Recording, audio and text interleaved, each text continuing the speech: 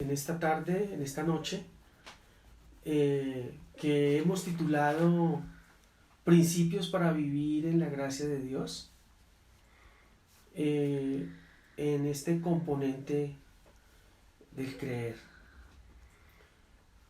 Dijimos la semana pasada que dos cosas teníamos que hacer para poder entrar en la gracia de Dios. Una era creer y la otra era reposar. Esas son las obras, las únicas obras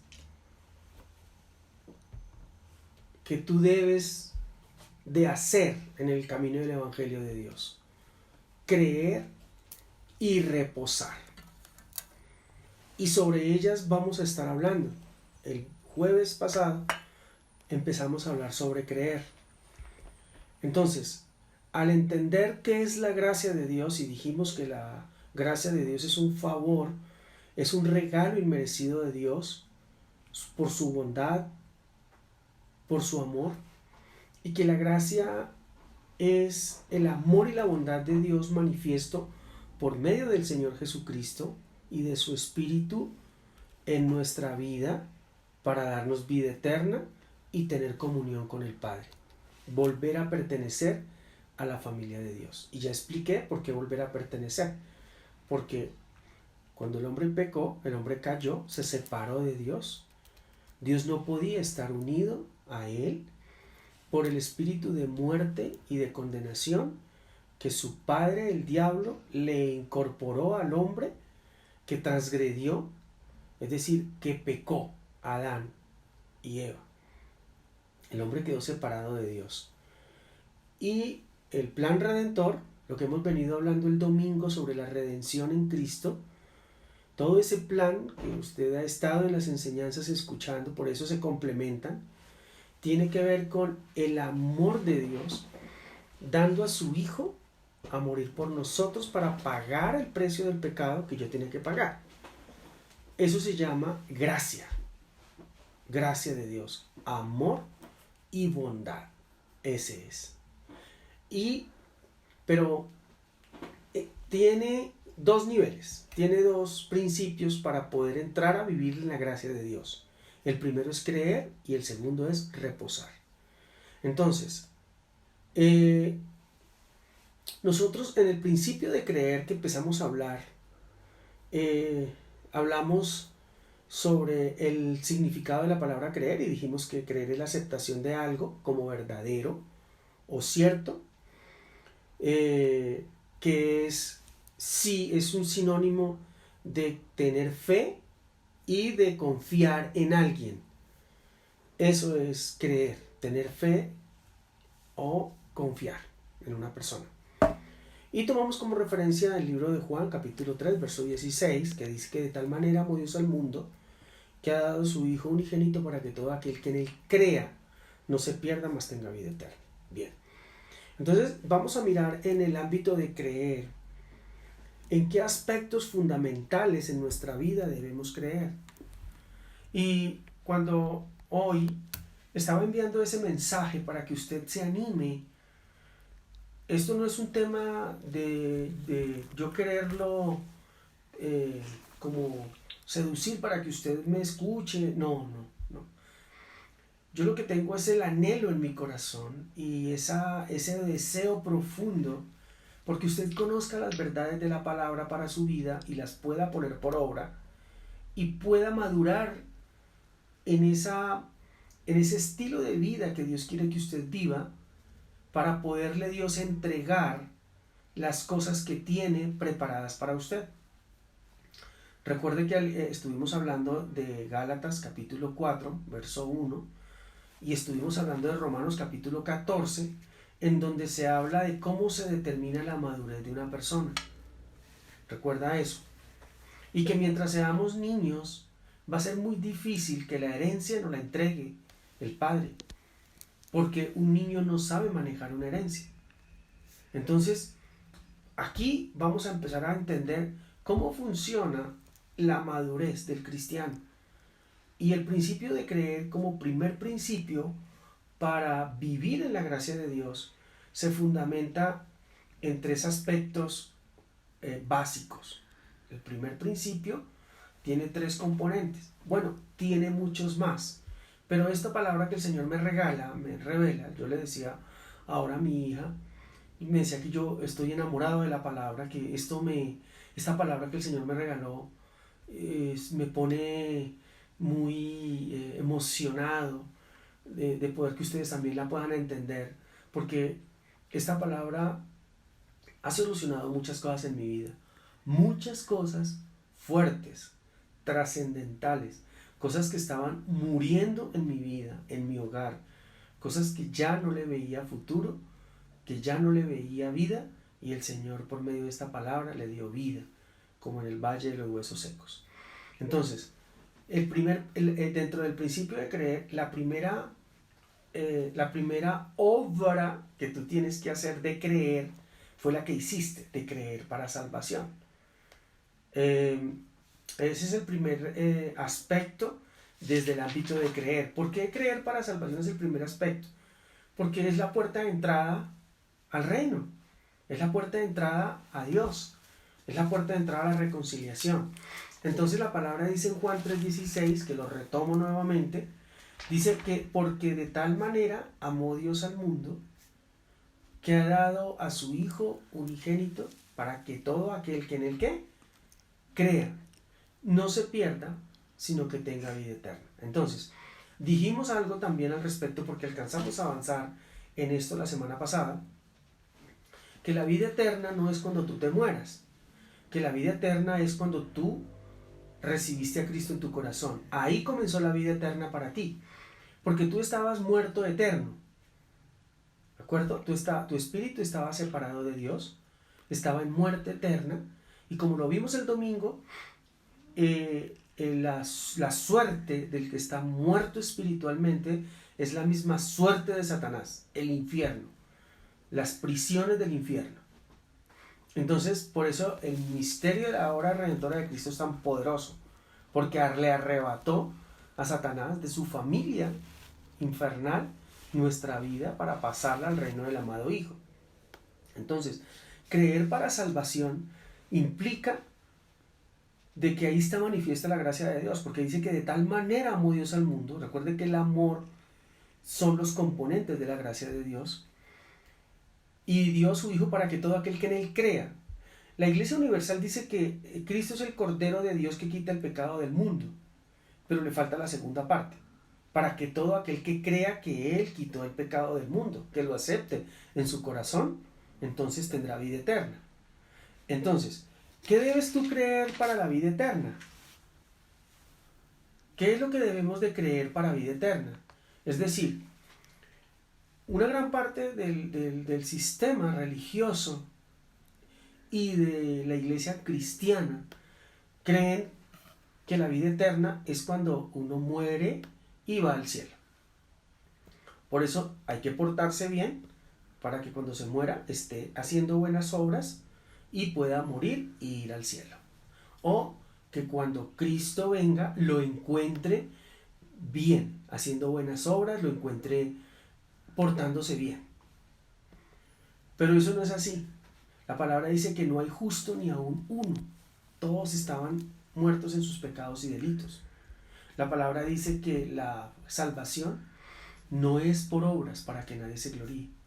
Entonces, lo primero que tú tienes que creer es que la salvación es para todo aquel que en él crea. Juan 3:36 y Juan 6:14, creo que yo se los dejé como cita para que ustedes los leyeran.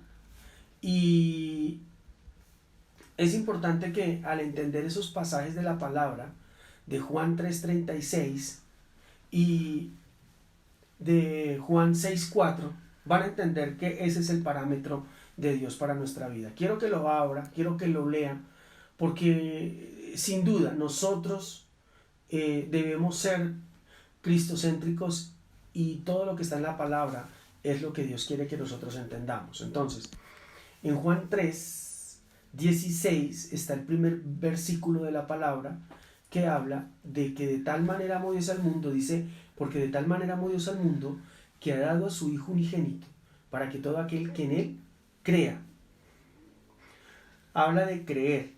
Ahí es donde está el concepto religioso muy chocado, porque las cosas son por creer y las personas piensan que al creer hay que ponerle a hacer. Sí, la fe sin obras es muerta, pero ya le vamos a explicar por qué. Porque hay que hacer algo.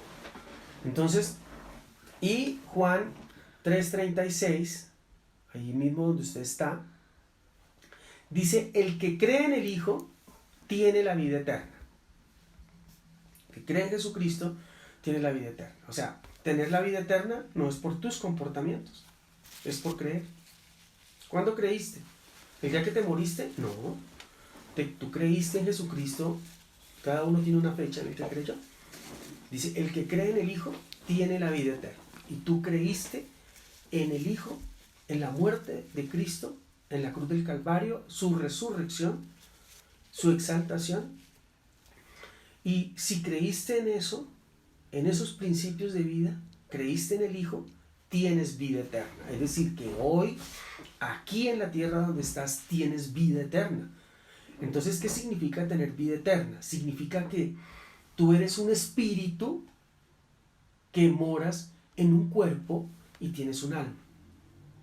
Pero en nuestra mente humana, como nosotros no vemos el espíritu ni vemos el alma, nosotros creemos que lo más importante de nuestra vida es nuestro cuerpo. Entonces, tenemos un cuerpo que tiene un alma y dicen por ahí que tiene un espíritu. Ese es el concepto del mundo natural. Son un cuerpo porque son lo que ven, es la ciencia, ¿verdad? O sea, es ver para creer. O sea, si lo veo, existe. Entonces, en el mundo físico tienes un cuerpo en donde tienes un alma, que es el asiento de la personalidad, y dicen que hay algo más, que hay como un espíritu por allá adentro, pero yo ni sé qué es eso. No sé, yo sé que hay algo por allá adentro de mí, pero no entiendo qué es.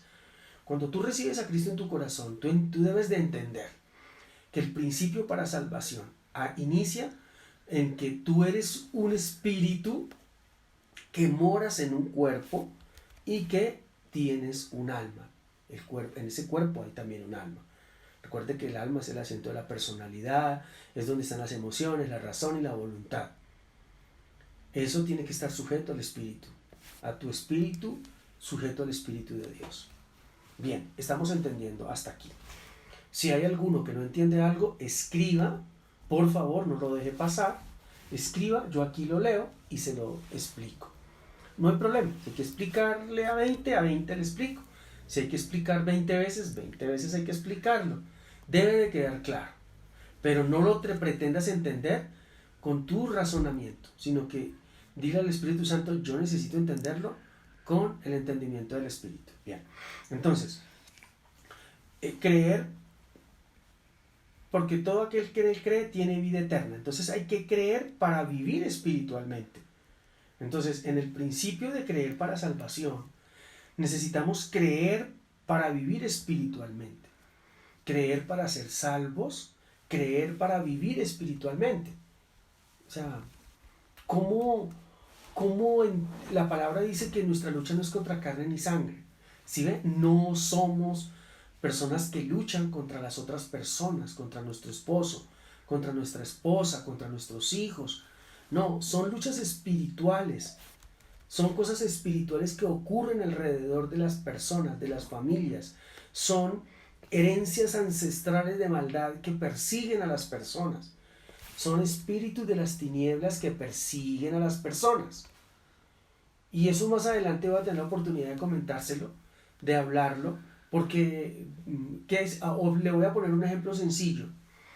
Papá alcohólico, hijo alcohólico. O sea, en cualquiera de la generación de los hijos que tenga, puede salir alcohólico. Eso es una herencia ancestral de maldad. Eso es un espíritu que tenía poseído, tenía cautivo al papá, al abuelo, al papá, y tratará de cautivar a cualquier hijo de la familia o hija. Así funcionan los espíritus ancestrales de maldad. Ellos son acompañantes.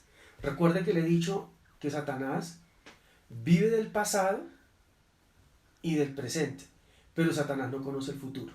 Por eso, ninguna persona que te diga tu futuro es verdad, porque nadie la puede definir. Solo Dios conoce tu futuro. Los brujos solo dicen mentiras. ¿Por qué? Porque ellos no tienen la omnipresencia. Dios es el único omnipresente, porque Dios está en el pasado, en el presente y en el futuro. Satanás no. Satanás no tiene la omnipresencia. Él solo está en el pasado y en el presente. Por eso, el espíritu chocarrero ese de alcoholismo que tenía ligado al abuelo y ligó al papá, quiere ligar al hijo. Así funcionan. Entonces, es necesario entender que vivimos de manera espiritual. Cuando yo entiendo que vivo en el espíritu, que soy una persona del espíritu, que mi espíritu es lo más importante y lo más fortalecido en mi vida, yo trato de que todas las cosas que haga sea para alimentar mi espíritu. Mira, un deportista tiene que alimentar su cuerpo y tiene que fortalecerlo con deporte para ser un buen deportista, ¿verdad? Un pensador tiene que alimentar su alma con leyendo libros y fortaleciendo su mente para poder ser un buen pensador. Y una persona espiritual, pues tiene que fortalecer su espíritu, ¿cómo? Pues con la palabra y la comunión con Dios para que el espíritu se fortalezca. Entonces, lo primero que tienes que creer dentro de la... Bueno, ya has establecido que fuiste salvo. Ahora, ¿por qué me voy a devolver un poquito? Porque hay muchas personas que todavía no creen que sean salvas. Y yo no sé si hay en el grupo, aquí donde estamos, hayan personas que piensan que todavía no son salvas. Porque para salvarse hay que portarse bien, hay que no pecar. La pregunta es, de los que están ahí, el que esté libre de pecado, alce su mano, estire un dedito, diga alguna cosa. Porque el tema de la salvación dice la palabra que no es por obras, no es por portarse bien, es por creer en Jesucristo, lo acabamos de leer. Entonces, muchas personas no han creído para salvación. No han creído para salvación. Piensan que todavía no son salvos. ¿Por qué? ¿Sabe por qué creen a veces? Porque cuando vienen del mundo, recuerden que estaban en el mundo y que el papá de ellos, los que estábamos en el mundo, nuestro padre es Satanás, lo dice la palabra, ahora lo vamos a ver. Entonces venimos con una naturaleza de pecado. Entonces nuestra mente, nuestra vida, toda se contaminó de pecado. Al llegar al cristianismo, aceptar a Cristo, muchos nos enseñaron que automáticamente fuimos transformados, pero sí, claro, pero espiritualmente, porque tu espíritu pasó de muerte a vida. Pero en tu alma está la huella, está el rastro, escuche, está el rastro de la maldad y del pecado. El viejo hombre espiritual murió y ahora he aquí uno nuevo. Las cosas viejas pasaron, aquí todas son hechas nuevas. ¿Por qué? Porque ya tú no vas a vivir con la naturaleza de Satanás, sino que ahora vienes a vivir una vida nueva con la naturaleza de Jesucristo, ¿sí? Pero tu vida quedó como saturada del pecado, de la malicia, de los celos, de la ira, la contienda, el enojo, la gritería. A veces robamos, a veces matamos con chismes, a veces matamos físicamente, bueno, en fin. Llegamos a la palabra, llegamos al evangelio así. Muchos llegaron, yo pues llegué muy niño, pero pues ya decía mentiras, en fin. Mi familia también tenía sus cositas. Entonces, eso llega a nuestra mente. De hecho, cuando uno de los testimonios y de las cosas más palpables es que cuando empezamos a orar, creemos que orar es rezar. Acabas de recibir a Cristo y llegas a tu casa y te pones a rezar. Incluso a veces con la camándula. Y después cuando tú llegas a la iglesia y aprendes que no es así, tú dices, ay, yo lo estaba haciendo así, yo estaba mal, yo estaba pecando. Entonces, ¿ya por eso no eres salvo? Mira, amado, la palabra es fiel y verdadera. Tú vas caminando en la medida que vas creciendo y vas fortaleciendo el Espíritu en tu vida, el Espíritu Santo en tu vida, va fortaleciendo tu espíritu, tú vas a ir cambiando vas siendo transformado en tu alma, es decir, tu mente, tu voluntad y tus emociones. En la medida que vas llenándote de la palabra y vas buscando de Dios, todas esas cosas van siendo transformadas, van siendo quitadas, van siendo sometidas. De eso se trata. Eso es un proceso. Es un proceso. Creer es un proceso. Por eso lo que usted está escuchando aquí tiene que ver con un proceso para ir creciendo, para llegar a la estatura de la plenitud de Cristo. Esto no es un día para otro. De hecho, una vez les cuento, es que por eso es que se me va el tiempo. Una vez una persona se convirtió, entonces, pastor, yo, bueno, aceptó a Cristo y todo. Y bueno, como a los 15 días llegó y me dijo, pastor, es que quiero contarle algo, tengo un problema. Yo, ¿qué será? Me dijo, es que resulta que pues, yo acepté a Cristo, me han venido enseñando las cosas, bien, pero yo tengo un problema y es que yo estoy en pecado. Le dije, sí, ¿y qué pecado está? Está en pecado. Imagínate, es un cristiano ya en donde la naturaleza de pecado fue quitada por el Espíritu de Dios, por Jesucristo. Él está cometiendo transgresión, según él, porque estaba fumando. Y entonces me dijo, es que yo sigo fumando. Entonces yo le dije, bueno, mamá, pero me dijo, yo quiero saber por qué el fumar es pecado. ¿Usted me puede decir bíblicamente por qué fumar es pecado? Le dije, no, yo no le puedo decir que fumar sea pecado. La Biblia no lo dice. Y entonces, ¿por qué fumar es pecado? Entonces yo le dije, lo que pasa es que la palabra dice que somos templos del Espíritu de Dios y que no podemos atentar con nuestro propio cuerpo. Y usted cuando fuma lo que está haciendo es tirándose los pulmones, matando su cuerpo. Dijo, ya. O sea, usted está atentando contra su propio cuerpo. Y entonces no va a haber vida del Espíritu allí porque usted está destruyendo su cuerpo. Entonces sí, me dijo, pastor, ¿y de verdad no dice la Biblia no fumar? Le dije, no, no dice no fumar. La Biblia no dice eso. Pero sí atenta contra su cuerpo.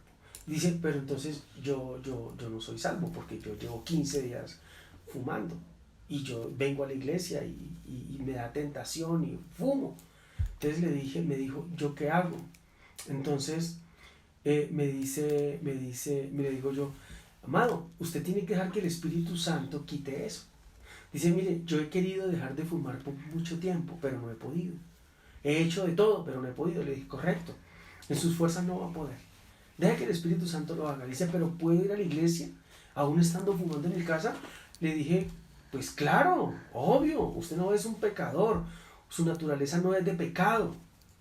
Usted lo que tiene es que pedir al Espíritu Santo que le quite ese vicio, porque el problema sí es que hay un vicio, y los vicios esclavizan, y los vicios llevan a idolatría. Tú ya no puedes vivir sin él, y la idolatría sí es un pecado. Dijo, claro, pastor, pero ¿yo qué hago? Le dije, no, déjele al Espíritu Santo y ore. Él empezó a orar, y él iba a la iglesia. Me acuerdo tanto que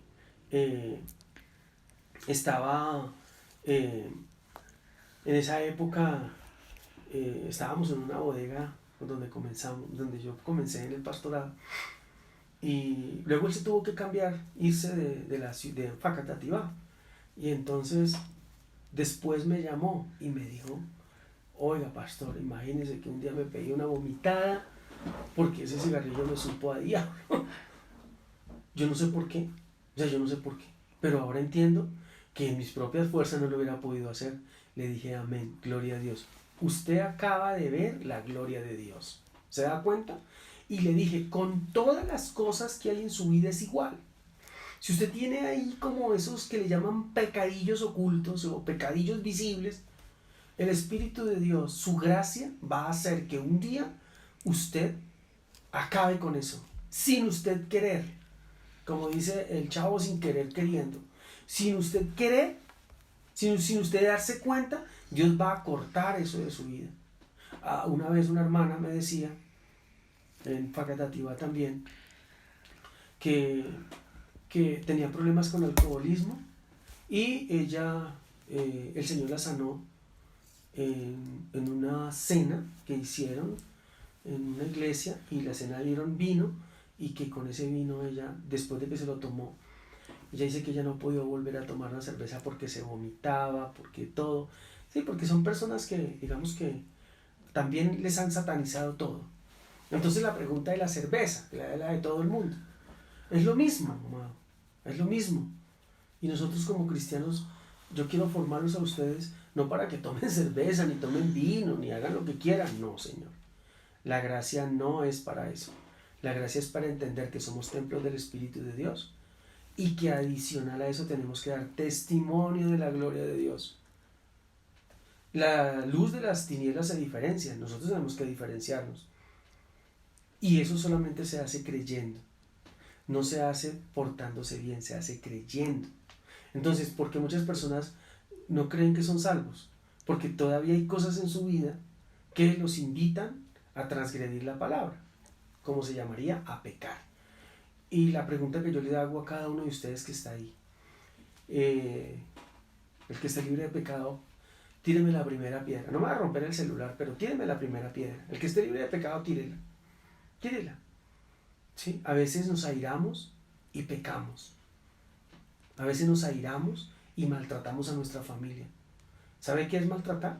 Cuando usted se pone bravo con sus hijos y les dice brutos, y les dice a estos chinos, eso se llama transgredir la palabra, porque de su boca no pueden salir palabras ni groseras ni maldicientes. Y maldecir es decir mal las cosas que Dios ha definido para sus hijos. Sus hijos son perfectos, sus hijos son llenos de la vida de Dios, son inteligentes, son chicos sabios. Tú no tienes por qué decirles brutos, tercos, testarudos, es que son desobedientes. O sea, porque estás declarando una palabra maldita sobre la vida de tus hijos. Eres un maldiciente. Y dice la palabra que ¿qué? Los maldicientes no heredarán el reino de los cielos. Pero es que el reino de los cielos no es la vida eterna. La vida eterna ya la tienes. El reino de los cielos son todas las promesas de Dios para tu vida. Todo el que es maldiciente va a ser difícil que herede del reino de los cielos las cosas, porque todo el tiempo va a hablar mal o en contra de lo que Dios está diciendo. Ahí vamos entendiendo, y quiero que eso en el espíritu lo vayas haciendo discernimiento. Te voy a pedir algo, sí, algo que es importante. Esta palabra que tú estás escuchando, no la controversias con nada, con nada. Esta palabra que tú estás escuchando, no se la comente a nadie, vívela para ti. Porque a veces en esos comentarios otros llegan y dicen, ¡ay, no, pero cómo así! ¿Cómo es un falso profeta, falso maestro? Iglesia, el tema de la gracia no es para todo el mundo. Hay un remanente como Josué y Caleb. El pueblo de Israel era muchísimo, pero Josué y Caleb, de los espías que mandó Moisés a ver la tierra prometida, de los 12 espías, solo 2 vivían en la gracia de Dios. Escuche, solo 2 espías vivían en la gracia de Dios.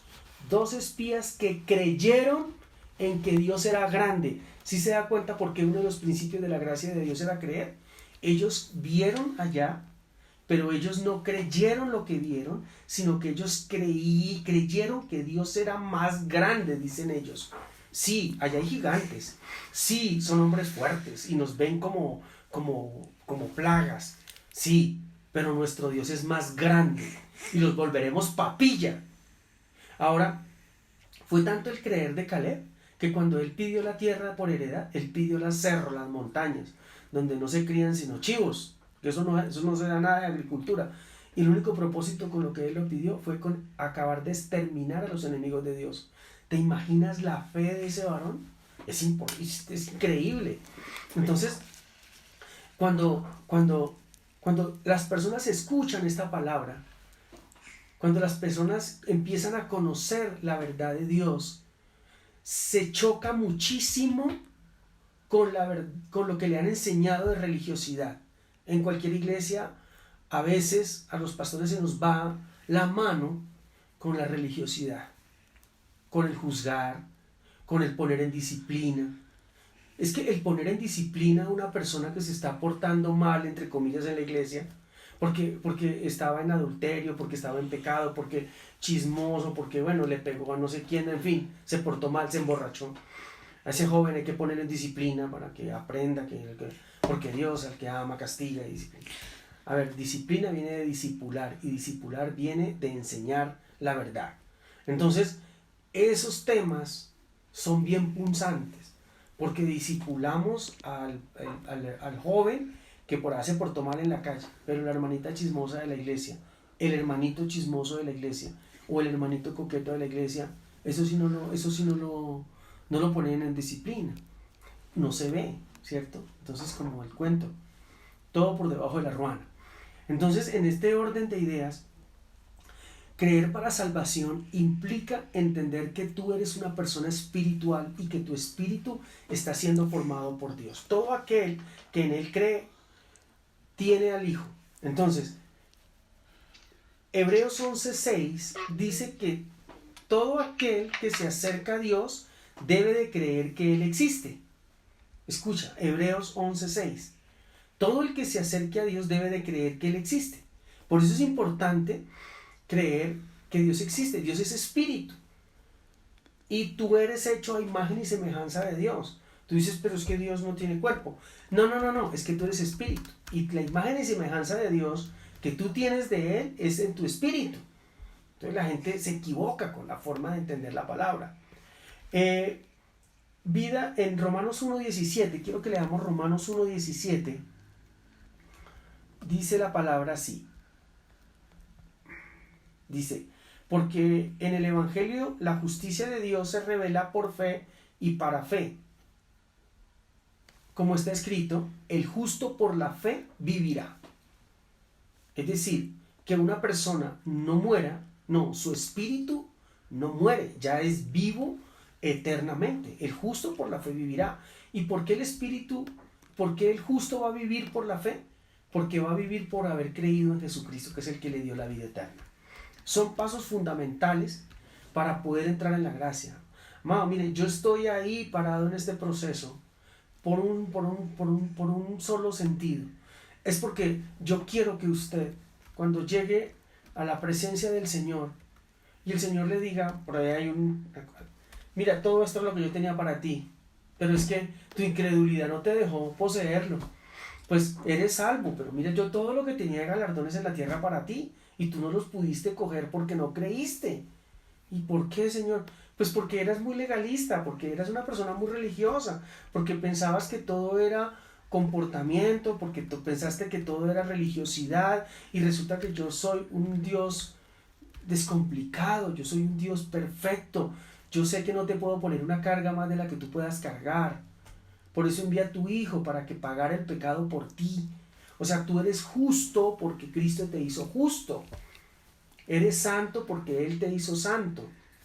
Recuerda que la palabra santo no tiene nada que ver con comportamiento, comportarse bien y con no pecar.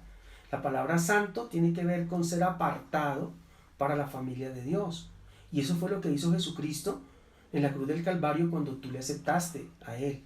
Él volvió y te reconcilió con la familia de Dios. Te arrancó de la familia de Satanás y te volvió a poner en la familia de Dios. Entonces, aquí, como está escrito, el justo por la fe vivirá. Por la fe vivirá. Significa que tú vivirás por creer en lo que Cristo hizo. Y eso fue lo que tú hiciste. Entonces, estás vivo en el Espíritu. Y eso es un regalo, es un don de Dios, dice la palabra. Eso es un regalo. Eso es un regalo que el Señor no te va a quitar. A no ser que tú decidas apostatar, renegar, no querer esa vida. Tú lo puedes hacer, es tu decisión. Pero mientras la decisión ahora es tuya. Antes la decisión estaba en Jesucristo, ahora te la pasó a ti y tú decides creer. Efesios 2:8. Efesios 2:8. Vamos a leerlo.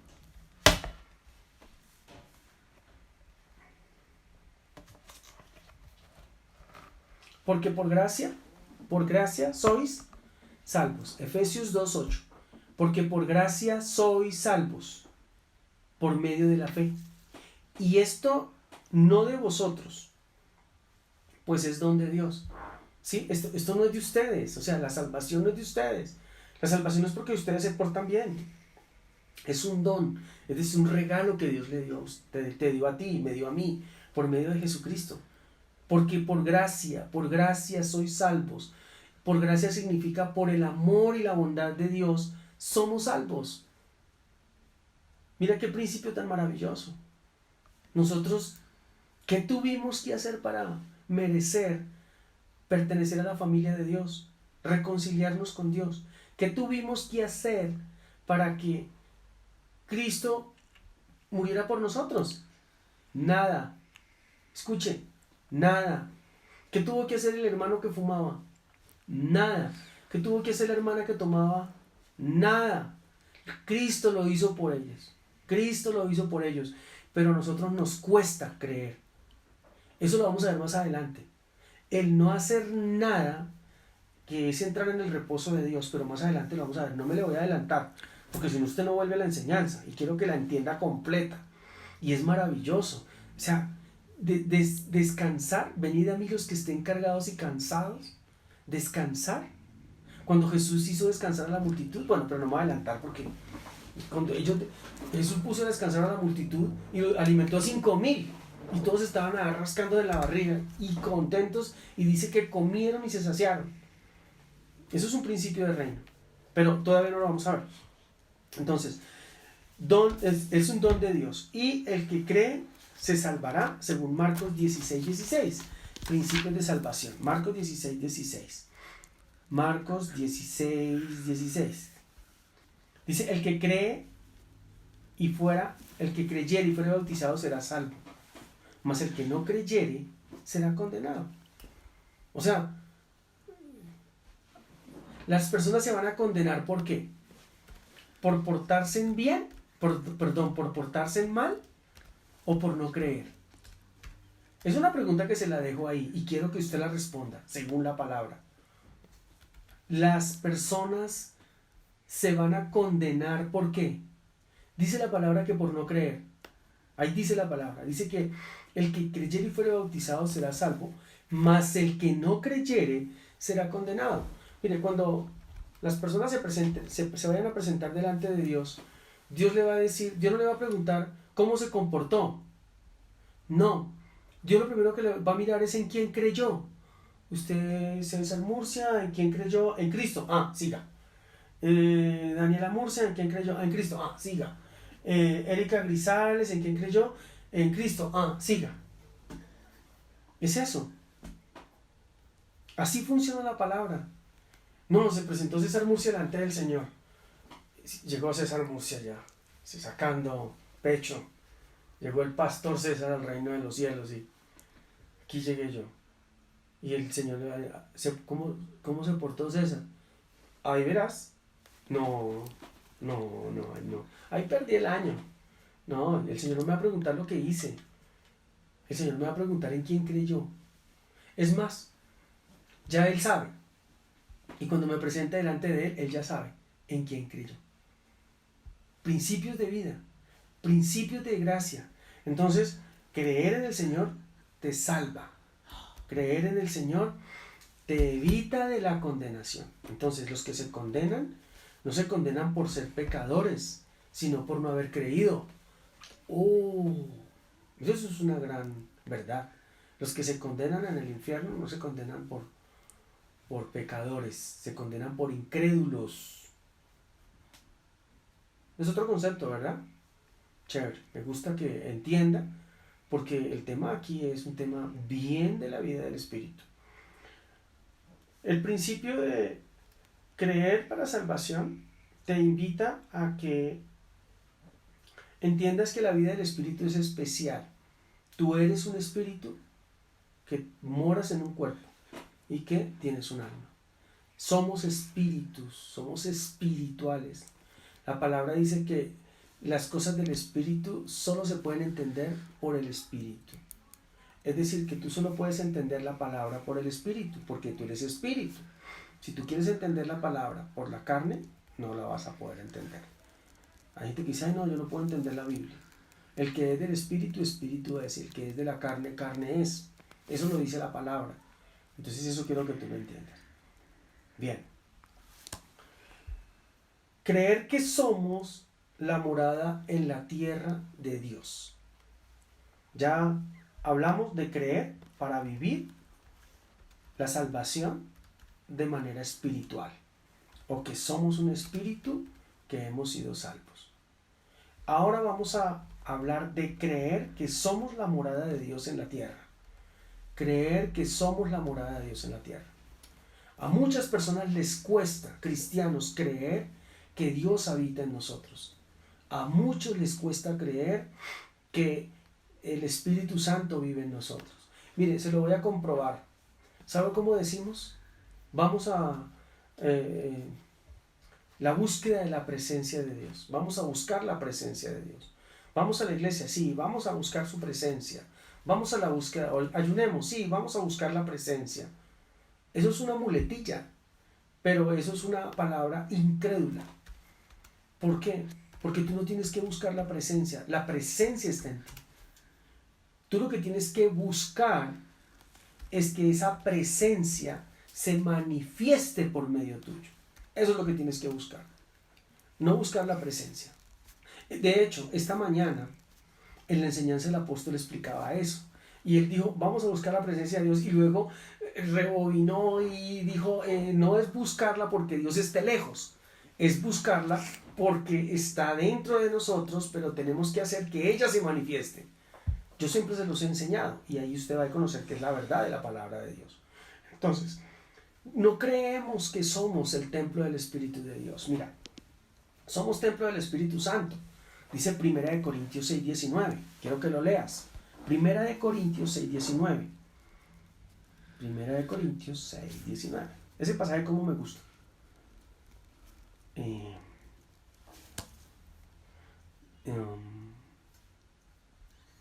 ¿O ignoráis que vuestro cuerpo es templo del Espíritu Santo, el cual está en vosotros? ¿O ignoráis?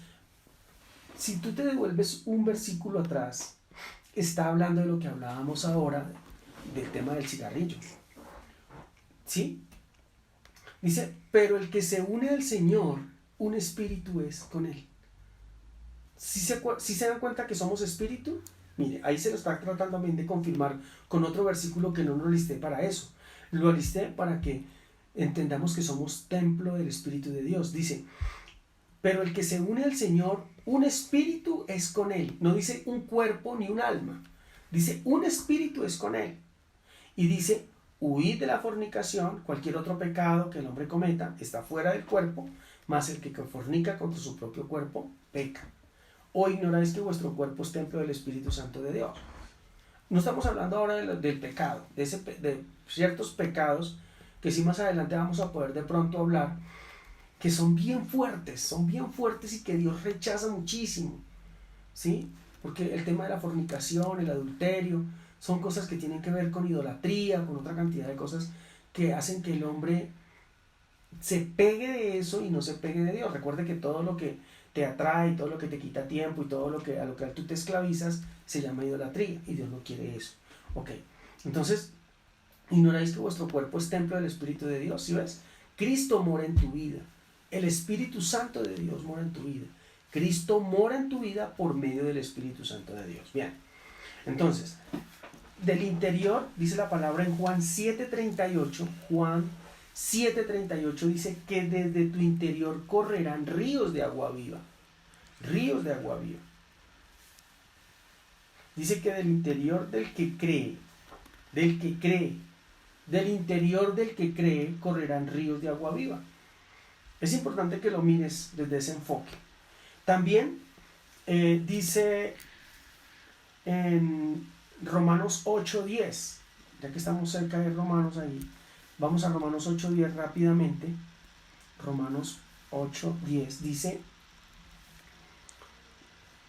pero si Cristo está en vosotros, el cuerpo en verdad está muerto a causa del pecado. Esa es hermosa para los que creen que nosotros somos pecadores. Esa palabra es hermosa para aquellos que creen que cuando se peca es porque tenemos naturaleza de pecado. Recuerde que la naturaleza es lo que hace la esencia de la persona. No todo el que juega fútbol es futbolista. Recuerde eso. Una persona puede jugar fútbol. ¿Se están viendo? Una persona puede jugar fútbol, pero no ser futbolista. O una persona puede tener una característica, ¿cierto? Pero no ser. Entonces, Cristo nos libró de la naturaleza de pecado. Por eso nos limpió, porque nuestro espíritu pasó de muerte a vida. Entonces, si Cristo está en nosotros, pero si Cristo está en ustedes, en mí, el cuerpo en verdad está muerto a causa del pecado, mas el espíritu vive a causa de la justicia. ¿Sí? Mira lo hermoso que es. Pero si Cristo está en vosotros, el cuerpo en verdad está muerto a causa del pecado. ¿Sí? El cuerpo está muerto a causa del pecado. Pero si Cristo es fabuloso, Dios es bueno. El cuerpo en verdad está muerto a causa del pecado, mas el espíritu vive a causa de la justicia. Porque es nuestro espíritu lo que Dios desea y anhela. El cuerpo es un componente en donde se forman muchas cosas, dentro de ellas la personalidad por medio del alma. Entonces, si el espíritu de aquel que levantó de los muertos a Jesús mora en vosotros, el que levantó de los muertos a Cristo Jesús vivificará también vuestros cuerpos mortales en su espíritu que mora en vosotros. La palabra está diciendo que el Espíritu Santo de Dios está en ti. No tienes por qué dudarlo. Tú no tienes que ir a buscar la presencia de Dios. La presencia de Dios, el Espíritu Santo la puso en tu vida cuando Él vino a morar en ti. Por eso, ir a la iglesia, cuando uno va a la iglesia, va a habitar los hermanos juntos en armonía, a gozarse de lo que el Señor ha hecho con usted en su vida devocional, personal, en intimidad. Y estamos equivocados a veces de las cosas como hablamos. A veces nos equivocamos de la forma como queremos mostrar la iglesia, ¿sí? O sea, de hecho, a veces hablamos de instrumentos consagrados a Dios, como si los instrumentos fueran espirituales, que la iglesia, la plataforma, el púlpito, y satanizamos y hacemos otra cosa dentro de la iglesia. Amados, la iglesia, las paredes de la iglesia son paredes físicas. El atril es un atril físico, la batería es física, la guitarra es física. Los que están consagrados a Dios son ustedes como hijos de Dios. La palabra dice también que Él resplandeció en nuestro corazón. En 2 Corintios 4, del 6 al 7, Él resplandeció en nuestro corazón. O sea, ¿cómo resplandeció? Por medio de la vida, por medio de su espíritu. ¿Cuántas cosas son manifiestas? Por medio de su espíritu. La palabra dice que Cristo, en Gálatas 2:20, dice que Cristo vive en mí. Gálatas 2:20 dice que Cristo vive en mí. Y es importante que tú, cada día que pasa, entiendas eso. Pero este pasaje, quiero dejártelo, como no alcancé a terminar y no me voy a extender más. Quiero que leamos Romanos 8:26. Romanos 8:26, ahí donde estábamos. Hay una cosa maravillosa. Dice: de igual manera, el Espíritu nos ayuda en nuestra debilidad, pues ¿qué hemos de pedir como conviene? No lo sabemos. ¿Sí ven? A veces pedimos y no sabemos pedir. Pues ¿qué hemos de pedir como conviene? De igual manera el Espíritu nos ayuda en nuestra debilidad, pues ¿qué hemos de pedir como conviene? No lo sabemos, porque el Espíritu mismo intercede por nosotros con gemidos indecibles. Es decir, quien debe pedir por nosotros es nuestro ser espiritual, nuestro ser interior. Él es el que debe de pedir las cosas necesarias para nuestra vida. ¿Qué pedimos a veces? Porque a veces no se nos dan las cosas. La palabra dice: pedís y no recibís porque pedís mal, porque pedís para vuestros propios deleites. Pero el tema de los deleites no son... El tema de los deleites tiene que ver con otras cosas. Entonces, dice, mas el Espíritu escudriña los corazones. ¿Sabe cuál es la intención del Espíritu? Porque conforme a la voluntad de Dios, intercede ¿por quién? Por los santos. Entonces, de igual manera, el Espíritu nos ayuda en nuestra debilidad. ¿Qué pues hemos de pedir como conviene? No lo sabemos, pero el Espíritu mismo intercede por nosotros con gemidos indecibles. Y hay un pasaje de la palabra que me gusta muchísimo, y es que dice que los que son hijos de Dios son guiados por el Espíritu de Dios. Entonces el Espíritu Santo mora en nosotros, y esa morada del Espíritu Santo de Dios en nosotros nos hace mucho más fortalecidos en nuestro espíritu. Todos, cada uno de nosotros. Así se haya acabado de convertir la semana pasada, el Espíritu de Dios está en usted. El Espíritu de Dios está en usted. Y el Espíritu de Dios es el Espíritu de Cristo. Recuerde que cuando Jesús salió del bautismo, el Espíritu vino sobre él. Y ese mismo Espíritu dice: os conviene que yo me vaya y que deje el otro Consolador, el Espíritu Santo de Dios, mi Espíritu. Lo que tenemos dentro de nosotros, la presencia de Cristo en nosotros, es por medio de su Espíritu, por medio del Espíritu Santo de Dios. Es muy importante que entiendas que el Espíritu Santo está en tu vida. Por eso tu caminar va a ser guiado por el Espíritu de Dios. Por eso todo lo que tú hacías antes, ahora como cristiano, algunas de esas cosas que todavía por ahí, que como que arrastran a uno y como que dice: Señor, ¿yo cuándo voy a dejar de hacer esto que yo sé que a ti no te agrada? No te esfuerces más en dejar de hacerlas. No te esfuerces más. Lo que tienes que hacer es ponerlas en la presencia de Dios. Decirle al Espíritu Santo que sea la gracia de Él el que la quite. Porque si tú lo haces en tus fuerzas, tú la puedes quitar, pero ella volverá y revivirá. Por eso se reincide a veces en el pecado. Por eso el alcohólico, cuando va a Alcohólicos Anónimos, le quitan el vicio, pero él tiene que estar controlándose y la gente lo tiene que estar controlando, porque después puede volver a caer. Pero cuando Dios hace la obra, no por obra de hombre, sino la de Él, esa persona queda limpia. Limpia es limpia. Yo conozco personas que vivieron en el Cartucho de Bogotá, en una calle que es de indigentes, y vivían ahí en indigencia. Y él estaba adicto, adicto a cocaína, a marihuana, a todos los vicios. Me dice que hasta boxer chupó, eso mejor dicho, se chupó hasta los ladrillos. Estaba llevado, y lo conocí hace más de 20 años a él, hace 20 años aproximadamente. Hoy es pastor en una iglesia en Armenia. Hoy es un gran pastor y trabaja con jóvenes de ese tipo. Entonces, ¿quién lo hizo? Lo hizo el Señor, porque Él intentó dejarlo por mucho tiempo y estuvo en terapias, pero no, recaía y recaía. Caminaba un ratico bien y ay no, ya todo el mundo no, se recuperó, cuando otra vez volvió y cayó. ¿Por qué? Porque la obra no la había hecho Cristo. La obra no la había hecho el amor y la bondad de Dios, es decir, la gracia de Jesucristo. Pero cuando la gracia vino sobre él, la gracia lo hizo por él. Por eso, la gracia tiene que hacer lo que tú le estás pidiendo a Dios. Pero tienes que entender cómo la gracia lo va a hacer, para que no entres en incredulidad. Tienes que entender cómo actúa la gracia, para que no entres en incredulidad. Porque a veces somos incrédulos sin querer. Porque a veces decimos: no, pero yo veo que Dios no me contesta. No, la palabra dice que Dios te contesta. A veces decimos: no, ¿cómo estoy de mal? No, me siento mal. La palabra dice que en Dios eres más que vencedor.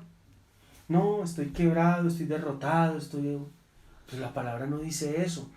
Tú lo declaras, y en tu declaración la gracia no puede obrar. Mira que estamos empezando a ¿cómo se dice? A resolver la piola, a desenlazar los nudos. El creer se ve manifestado en tu hablar. ¿Crees de verdad? Hablas bien. ¿Crees lo que Dios dice en su palabra? Hablas bien. ¿Sabe por qué tanta pelea en los hogares y por qué tanta discordia y por qué tanta cosa? Porque la mujer cree que la pelea es contra el hombre y el hombre piensa que es contra la mujer. y ahí se agarran a darse en garrote, cuando no ponen delante de la presencia de Dios sus problemas y sus necesidades. Cuando tú pones delante de la presencia de Dios y tú ves en la dificultad que tiene tu esposo o tu esposa, tú la pones delante de la presencia de Dios. Y ese es Dios quien actúa sobre ellos. Pero cuando tú tratas de cambiarlo en tus propias fuerzas, empeora el asunto. Y pasa a empeorar tanto que tú te indispones y te desilusionas, y ahí sí que es peor. Entonces, tu ilusión está en Cristo. Tus ojos puestos en Cristo. No los pongas en tu esposo ni en tu esposa. Mira, hablar bien, te voy a contar esto. Hay una señora que tenía a su esposo que era borracho. Ella se convirtió a Cristo. Y ella, aún convertida a Cristo, cuando el esposo llegaba borracho, ¡ay, llegó otra vez ese borracho, degenerado, vagabundo!, le decía. Y de pronto un día, hablando con el pastor de su iglesia, estaba hablándole del tema y el pastor le dijo: hermana, hasta cuando usted no cambie la forma de ver a su esposo y la declaración desde él no va a cambiar.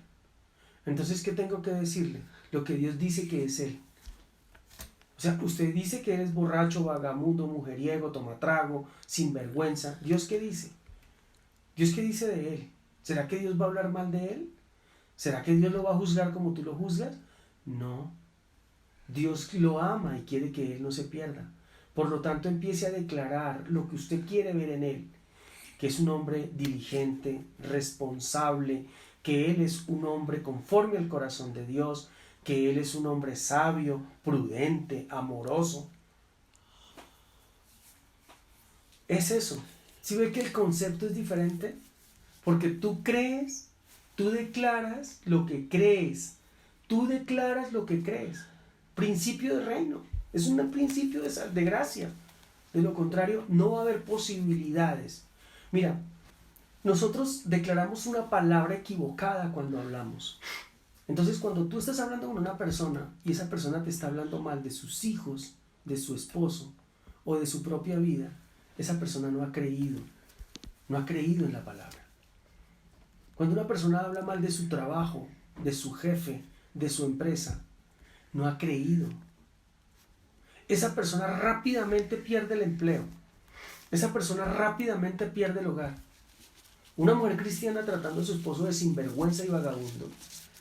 Un hombre cristiano tratando a una empresa mal, tratando a un jefe mal, pues no delante de él, porque por supuesto que lo va a echar de una vez, pero esa persona lo único que está atesorando es que lo despidan. Una persona que se levanta para ir al trabajo, y desde que se levanta está hablando mal. Ay, este día tan... otra vez amaneció lloviendo, Señor. Qué pereza, qué mamera. Y ahora llegar a encontrar ahí al jefe que, uy, Dios mío, ese señor es insoportable. Eso no se lo aguanta ni en la casa. Yo creo que yo no estoy hablando de más. Yo creo que no. Yo creo que estoy hablando lo que yo un día hablé. No lo hablo por ti, amado. Lo hablo por mí, porque yo un día lo viví. Y el día que aprendí a cambiar mi forma de hablar, ese día las cosas mejoraron. Pero entendí que lo que yo debía hablar no era positivismo, no era actitud positiva, era la palabra, porque la palabra es la que tiene poder. Por eso yo les pido que oren la palabra. Más adelante vamos a ver lo que es el creer y el orar la palabra. Orar la palabra implica que las tinieblas tienen que retroceder. Cuando tú le dices, Señor, tu palabra dice que yo soy más que vencedor en Cristo, en medio de la tribulación y de la circunstancia difícil, y te paras en fe, es sano. El próximo jueves termino de completar esto y sigo con el otro. Es una dimensión de hablar diferente, pero muchos decimos, estoy aquí en el hospital, estoy enfermo, yo creo que me voy a morir. ¿Cuál es tu confianza? ¿Qué dice la palabra? El COVID es una enfermedad que es un espíritu de muerte prematura. Así es, porque le pega a todo el mundo. Y hasta los niños, los adultos, los jóvenes se mueren. Entonces, ¿Cuál es tu confesión? La pregunta es, ¿en quién has creído? Porque de lo que tú crees, de eso confiesas. Lo que tú crees de la palabra, eso lo declaras. Si tú eres más que vencedor en Cristo en medio de las circunstancias y tú lo declaras y te paras en eso, así te vayan a quitar el rancho, pues el Señor vendrá y hará. Pero nosotros no, tenemos que ir a pedir plata prestada para que no nos quiten el rancho, para que no nos corten la luz, una cantidad de cosas, porque nosotros no hemos creído. Por lo tanto, la gracia no se puede manifestar. Señor, pero yo te oré para que no me quitaran la casa. Pero es que un día antes de que se la fueran a quitar, usted fue y hizo un préstamo para que no se la quitaran. Después el banco se la quitó porque el préstamo no lo pudo pagar tampoco. Y usted, pero Señor, yo hice todo lo que yo podía hacer. No es que tú no tenías que hacer nada. El Señor lo tenía que hacer todo. Cualquier cosa hubiera ocurrido. Recuerda que nosotros somos el reflejo de la gloria de Dios. Los milagros se manifiestan en nuestra vida, son el reflejo de la gloria de Dios. El reflejo de la gloria de Jesucristo es el poder por medio de los milagros, los prodigios, las señales, todas las cosas. Pero nosotros nos adelantamos. Antes de que el milagro ocurra, tú ya quieres hacerlo por tu propia cuenta. Te anticipas porque no crees en la palabra. La palabra dice en Éxodo 14:14, es un versículo que es como lema de mi vida. Y dice, Jehová peleará por vosotros y vosotros estaréis tranquilos, confiados. Parte de la segunda enseñanza del reposo. Pero no hemos terminado esta. Entonces, gloria a Dios.